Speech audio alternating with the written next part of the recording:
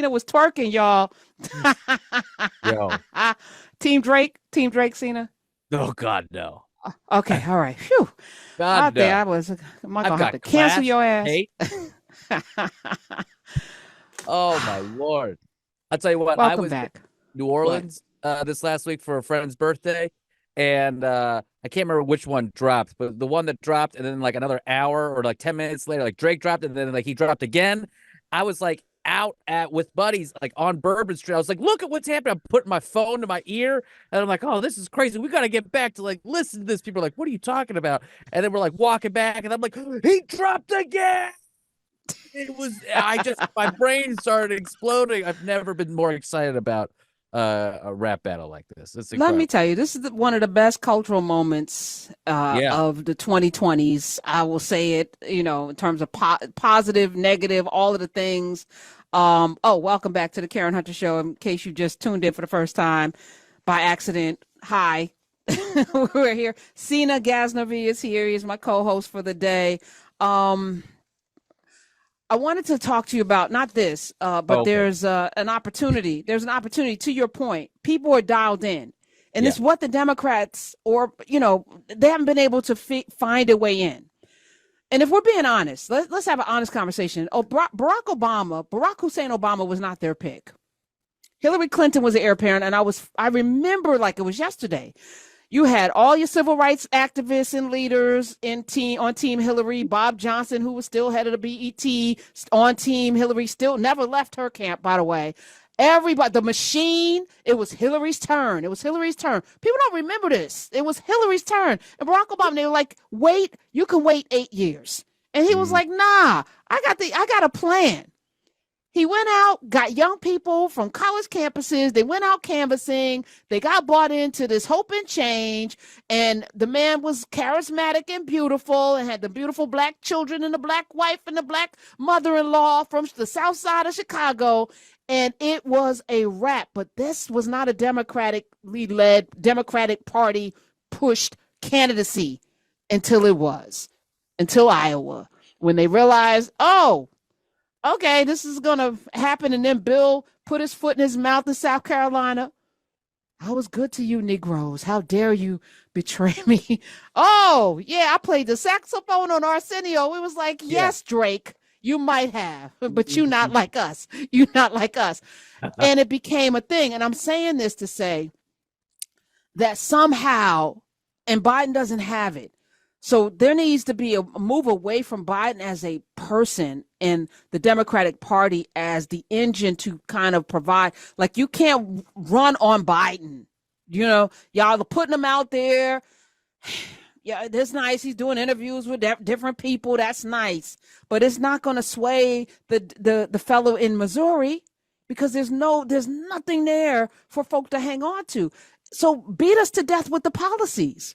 Beat us to death with the juxtaposition. Beat us to death with not the fear, because 2025 is there. Just doing that alone, might be very helpful for a lot of people to put into perspective. But I feel like there's something here. There was a teacher that was talking about the Drake Kendrick battle, and I don't want to call it a battle because there's something else going on here culturally. I feel like there's a reset.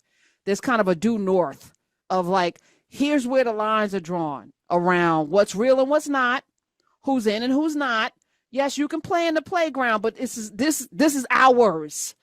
And the lines are very, very clear now. And I love it. And there's rules of engagement now. Kendrick has set forth some rules of engagement, and I'm here for it. So there's a teacher, she has no melanin. She's teaching young people, and the Kendrick Lamar Drake thing comes about. And here's what she had to say.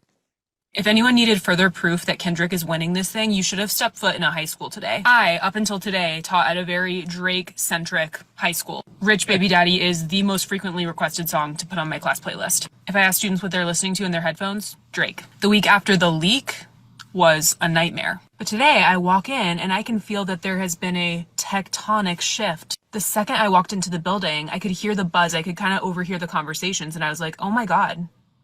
This is a Kendrick school now. I polled my classes on what they thought, and they were ready to throw down for Kendrick. I had like one Drake defender in each class, if that. And honestly, I feel bad for those kids because they were getting screamed at. I had a kid walk into class, phone over his head, blasting BBL Drizzy. And then he went up to his friends and got them to freestyle on it. Like, excuse me? This was a Drake high school. I have students who hate reading who are doing the most meticulous, close reading of these lyrics that I have ever seen. They're finding subtle quadruple entendres and like explaining them eloquently to their peers. This is a cultural moment and a true educational experience for everyone. Just that alone. Beautiful. I'm like tearing up. That's so beautiful. Listen, as a person that has been teaching for the last 25 years, to see young people find a way into research, fact checking, sourcing, lyrical, rhyme metrics, iambic pentameter, all of the ways in which the entendres, double, triple, quadruple, even to know what that is, that alone makes me, yes, I'm excited about this moment. And for that teacher, she was like, this was a Drake school, which tells you that all it takes is some collection of words put together in such a way that it penetrates the soul for people to change their minds. It's possible politically as well, but it's got to be authentic. Kendrick came with his whole everything on this. He meant that. Do you know what I'm saying? This was not games for him. He was not playing with this man. He meant the things that he said, and you could feel that. He don't like him. Yeah, my favorite memes are the ones where people are like bouncing their head to Drake's diss tracks, like, oh yeah, pretty good. And then when they cut to like Kendrick's, so they're like shocked and they're like they're like covering their eyes and their ears, and they're just like oh my God, it's like so intense. It's incredible. And I've been one of the podcasts on our network asked me over the weekend, they were like, can you come in and do a breakdown of the battle? And I was like, absolutely not. I don't have time to get an entire degree in this battle. That's not the reason. That's not the reason, Cena, that you should say absolutely not. I mean, Karen, I am the only one that listens to hip hop at this network, really. So. Listening to hip hop and understanding what's happening here, two different things. Don't DJ Vlad yourself, because there's a cultural shift happening, which this teacher is alluding to. Right, this was a Drake school, and now it's not, because something happened culturally. This is not about rap lyrics in hip hop. There's something else going on here, and it speaks to where we are as a nation as well. And I'm here for it, which is why I have spent time on this. I know I called it frivolous because at its core, maybe it won't change, what's going on in Gaza, and maybe it won't change, the price of eggs, but maybe it'll change some hearts and minds in terms of looking at people through a different lens, and having people who are part of the culture be able to speak to it. The thing with Drake is not about him being biracial or whatever. It's about you positioning yourself as somebody authentic, and you're not authentically part of this. The clearest example, and I've been battling this myself, it's the clearest example of art versus content. And everything that we've been seeing has been content for years now. And I used to shy away from calling myself an artist or that I create art, because I was like, oh, I don't want to like make stuff for like the New Yorker crowd. That's like not who my people are. But we actually live in a time now where we have to say, no. This is art.